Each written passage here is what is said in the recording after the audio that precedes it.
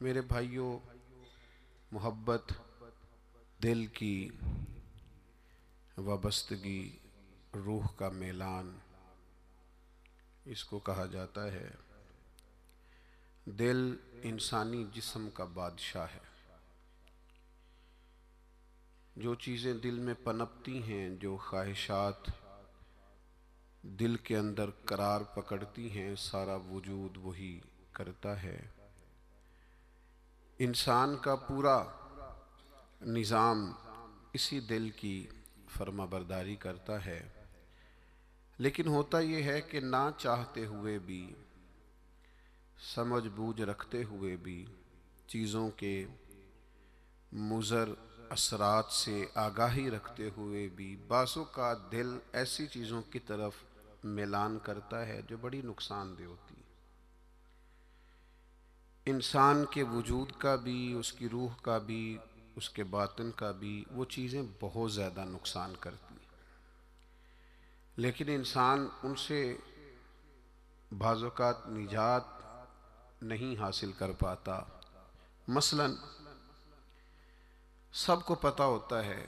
کہ ہرس، لالچ، ہوس یہ کوئی اچھی چیز نہیں۔ اللہ تعالیٰ اگر ضروریات کا رزق عطا کر دے اور ضروریات پوری ہونے لگ جائیں تو بہت اچھا ہے، لیکن نہ چاہتے ہوئے بھی بعض لوگ مال کی ہرس میں، ہوس میں، لالچ میں مبتلا ہو جاتے ہیں۔ یہ محبت دن بدن بڑھتی چلی جاتی ہے۔ وہ خود اپنے آپ سے کئی دفعہ سوال کرتے ہیں کہ یا دل تو نے تو ایک دفعہ یہ کہا تھا کہ بس میری ضروریات پوری ہونے لگ جائیں، 2 وقت کی روٹی چلنے لگ جائے، بچوں کے اخراجات نکلنے لگ جائیں، سر چھپانے کو ایک مکان مل جائے تو کافی ہے، اب تو کدھر نکل گیا؟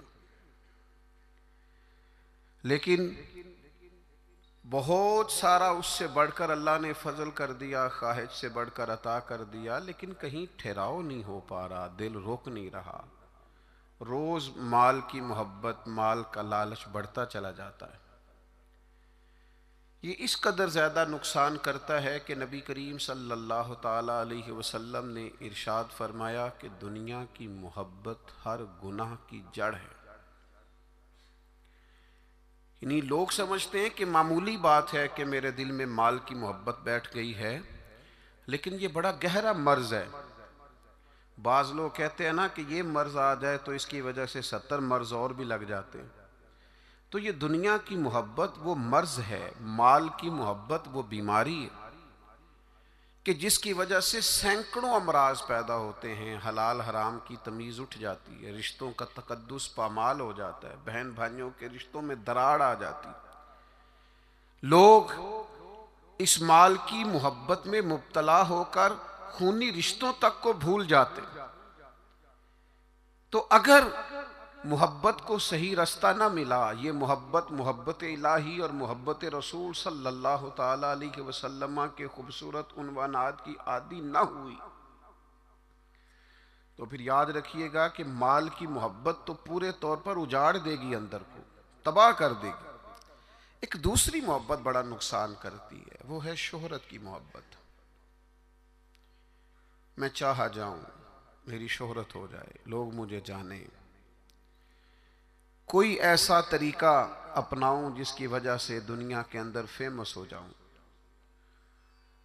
لوگ میرا نام لینے لگیں۔ آپ یقین کریں، سوشل میڈیا کے اوپر بڑے بڑے وزادار، بڑے بڑے باریش لوگ، بڑے بڑے اچھے اور اچھی قد و قامت اور اچھا نام رکھنے والے لوگ فقط مشہور ہونے کے لیے وہ حرکتیں کرتے پھرتے ہیں کہ کوئی بھی سنجیدہ آدمی دیکھے تو شرم سے اس کی نظر جھک جاتی۔ یہ شہرت، اس کا لالچ، یہ شہرت کی طلب اور شہرت حاصل کرنے کے لیے ایسے خطرناک طریقوں کا حصول، شہرت حاصل کرنے کے لیے ایسے کمزور اور ایسے اخلاق سے گرے ہوئے رویے کا انداز، تباہ کر دیا اس نے دنیا کو، اجاڑ کے رکھ دیا ہے لوگوں کو۔ آپ یقین کریں، اچھے بھلے سمجھدار لوگ تھے، اچھے بھلے معاملہ فہم لوگ تھے، الجھ گئے ہیں۔ ذہن بن گیا ہے کہ بس جو کچھ ہے وہ یہی شہرت ہی ہے۔ او میرے بھائیو سنو، حضرت مولا علی شیر خدا فرماتے ہیں، مصنف ابن ابی شیبہ میں موجود ہے، حضرت مولا کائنات فرماتے ہیں اسے مبارک ہو جسے تھوڑے لوگ جانتے ہیں۔ وہ قابل مبارکباد ہے جس کا تعارف کم لوگوں میں، جس کو ذرا زیادہ لوگوں میں جس کی شناخت نہیں ہے۔ میرے بھائی، آپ کبھی ان لوگوں سے پوچھ کر تو دیکھو، ان سے کبھی ملاقات تو کرو جو بڑے مشہور ہو گئے، کبھی ان کی تنہائی میں ان کے پاس تو بیٹھو، ان سے پوچھو تو صحیح،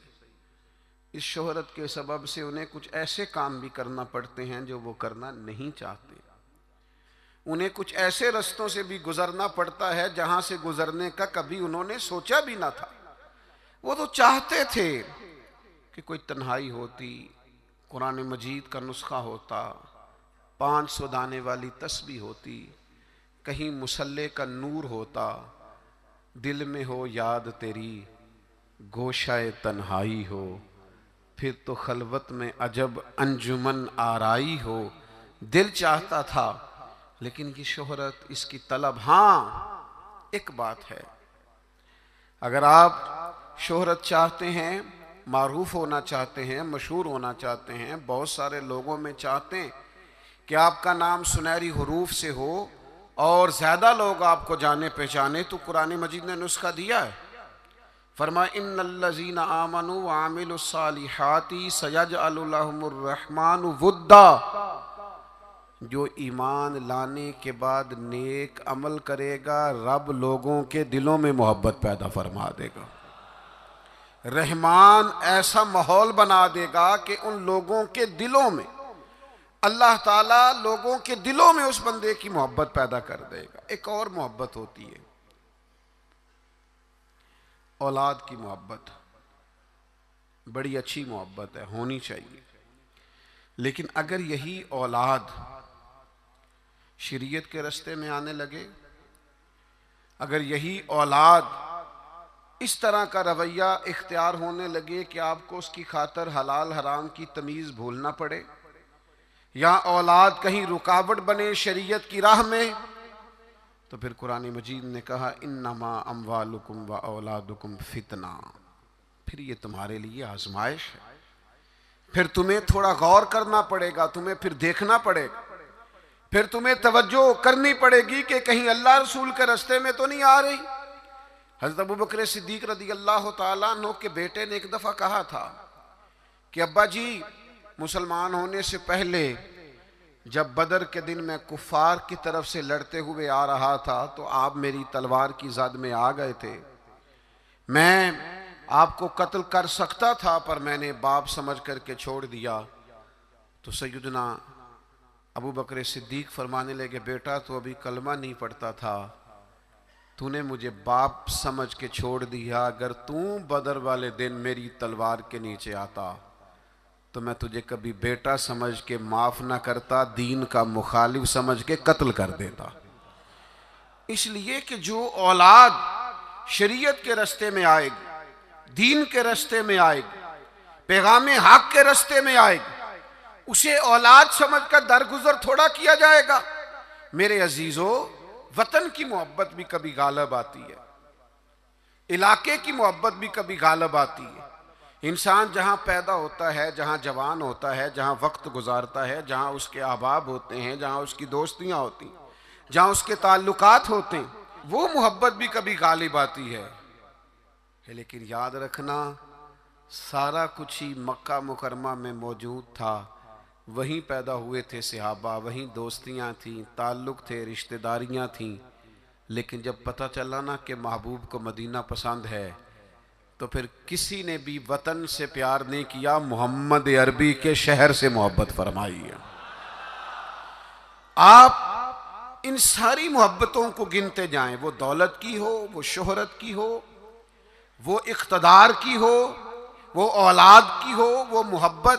آپ کے لیے وطن کی محبت ہو، یہ ساری محبتیں قربان کی جائیں گی۔ لیکن اگر کسی محبت کو حاصل کیا جائے گا تو وہ اللہ رسول کی محبت